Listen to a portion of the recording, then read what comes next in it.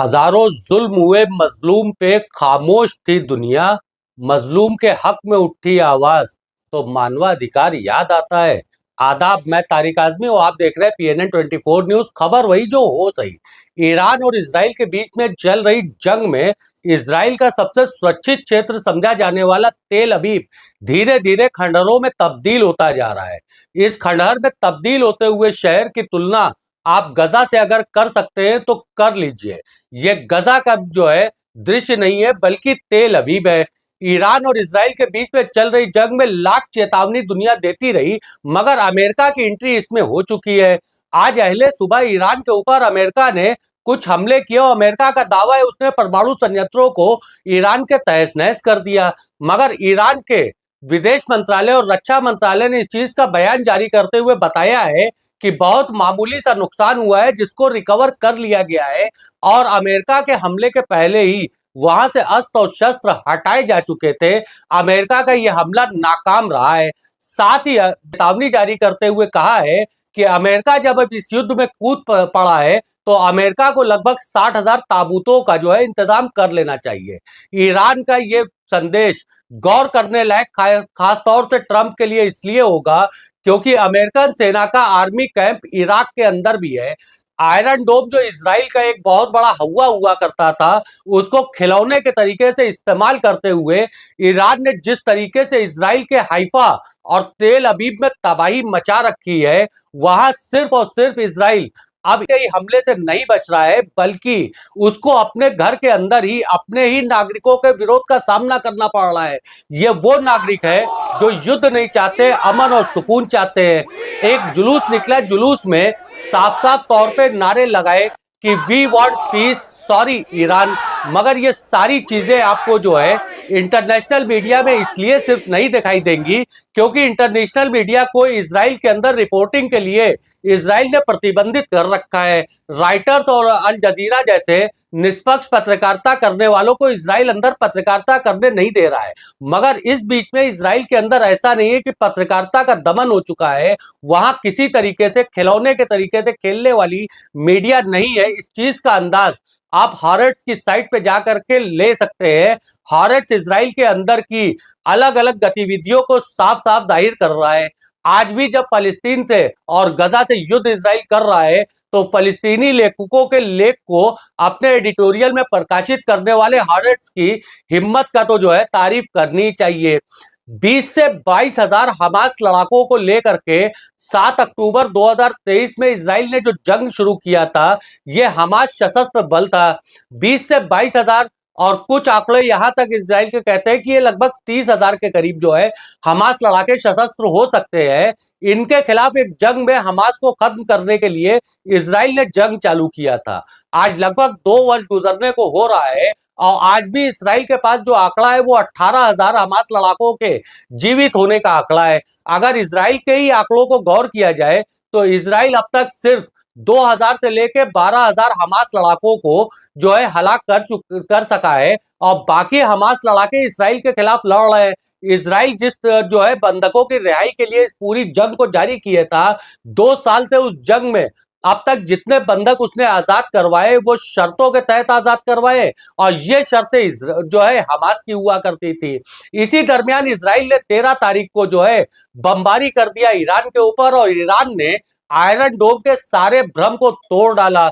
जिस तरीके से तेल अवीव और जो है हाइफा को अपना निशाना बना रहा है, उसका असर आपको इंडिया में जरूर दिखाई देगा और उसका असर दिखाई देने का एक वजह है।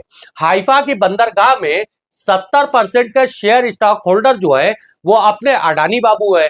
अडानी साहब का 10,000 करोड़ रुपया हाइफा बंदरगाह पे इन्वेस्ट है और हाइफा बंदरगाह पे खास तौर से ईरान का अटैक लगातार जारी है। ईरान के इस हमले में तेल अवीव, हाइफा और कई अन्य शहर जो अपने आप को सुरक्षित इसराइल के माने जाते हैं, वो शहर खंडहर में तब्दील होते हुए दिखाई दे रहे हैं। गजा और इसके बीच में कोई फर्क नहीं समझ में आता है। यही इसराइल जब सारे मानवाधिकार आयोग चिल्ला रहे थे कि गजा के अंदर जो है मानवाधिकार उल्लंघन हो रहा है, अस्पतालों को निशाना बनाया जा रहा है, अब वही नेतन्याहू मानवाधिकार आयोग का आह्वान कर रहे हैं। कहा जा सकता है कि जब सामने वाला भारी पड़ने लग जाता है तो बाप बाप चिल्लाना पड़ता है। इजराइल ने लाख कोशिश किया अमेरिका इस जंग में शामिल हो, अमेरिका एक तरीके से इस जंग में शामिल हो चुका है। अमेरिका का हमला ईरान के ऊपर हो चुका है और ईरान के सर्वोच्च नेता खामनेई ने साफ साफ बोला है कि अमेरिका को इसका जवाब दिया जाएगा।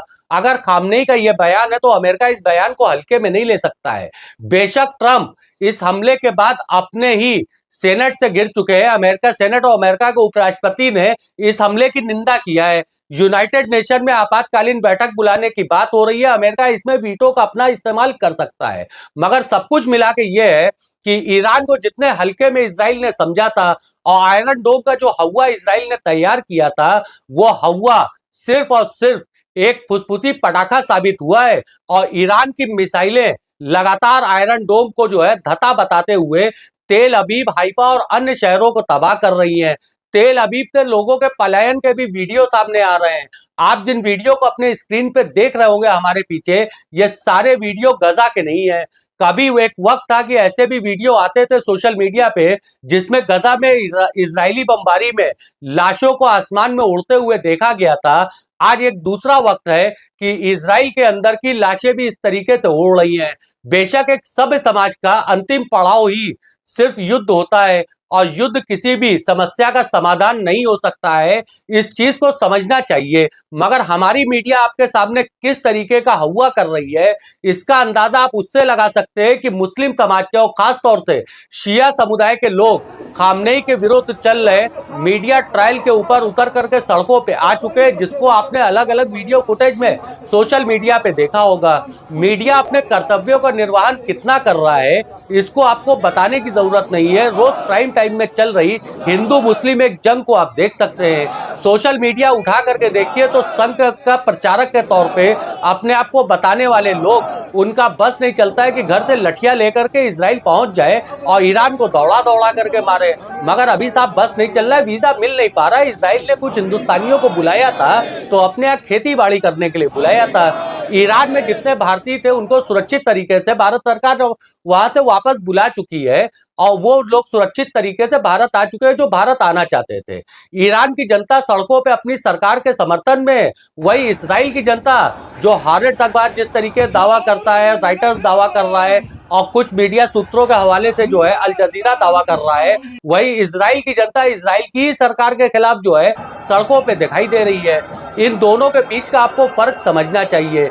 एक जंग जो 2023 से चल रही थी गजा के ऊपर, जो जुल्म और सितम हो रहा था, लड़ाई हमास से थी अगर इजराइल की तो हमास से उसको लड़ना चाहिए। मगर इस हमास की लड़ाई के बदले पूरे गजा को खंडहर बना दिया गया और इसकी खुशी का सेलिब्रेशन करने वाले इजराइल में तो कम थे मगर इंडिया के सोशल मीडिया के खलियर नौजवान बहुत थे जिनके पास जो है अपना मोबाइल रिचार्ज करवाने तक का पैसा ना हो, वो इजराइल में जा करके हमास के खिलाफ जंग लड़ने को तैयार बैठे थे क्योंकि उर्दू नाम में वो मजहब की तलाश कर रहे थे। उनको ये नहीं पता है कि किस तरीके से इजराइल भारतीयों को ट्रीट करता है। उनको ये नहीं पता है कि किस तरीके से अभी हमले में इजराइल बंकरों में छुपा नजर आ रहा है। एक तरफ इजराइल बंकर में छुपा है और दूसरी तरफ ईरान की जनता आवाम जो है जुमे के रोज उसी तरीके से नमाज पढ़ रही जिस तरीके से पढ़ती है।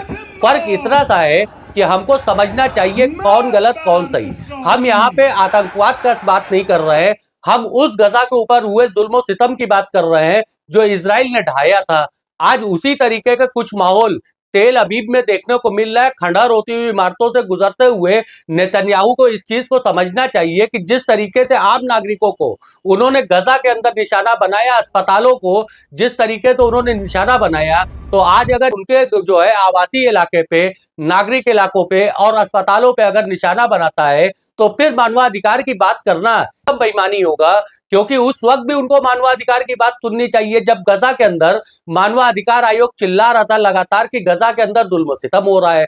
सुनना तो नेतन्याहू को उस वक्त भी चाहिए जब गजा के अंदर राशन लेने की लाइन लगाए हुए बच्चों के ऊपर और औरतों के ऊपर वहां की सेना इजराइल की गोलियां चलाती है। फिलहाल बता दूं कि ईरान मध्य पूर्व जो जिसको आप मिडिल ईस्ट कहते हैं, मिडिल ईस्ट बेहद ही गर्व नजर आ रहा है और इस युद्ध में चीन और रूस की भूमिका भी अभी आने वाले वक्त में देखने को मिल सकती है। तुर्की के राष्ट्रपति एर्दोगन लगातार अमेरिका को चेतावनी दे रहे थे, तो इसका मतलब ये बनता है कि एर्दोगन भी अपनी भूमिका इस मामले में निभा सकते हैं। मिडिल ईस्ट में युद्ध भड़कता हुआ ही दिखाई दे रहा है और इस भड़कते हुए युद्ध में एक बड़ी भूमिका अमेरिका की दिखाई दे रही है। ऐसी खबरों के लिए आप जुड़े रहे हमारे साथ। आप हमारे चैनल को सब्सक्राइब करें, बेल आइकन दबाना ना भूलें। आपको हमारा वीडियो अगर पसंद आता है तो वीडियो को शेयर करें, लाइक करें, अपने नजरिए को कमेंट बॉक्स में रखें। आप हमको अगर कॉर्पोरेट दबाव से मुक्त रखना चाहते हैं तो ज्वाइन बटन, सुपर थैंक्स और थैंक्स बटन उपलब्ध है। मैं तारिक आजमी, अल्लाह हाफिज।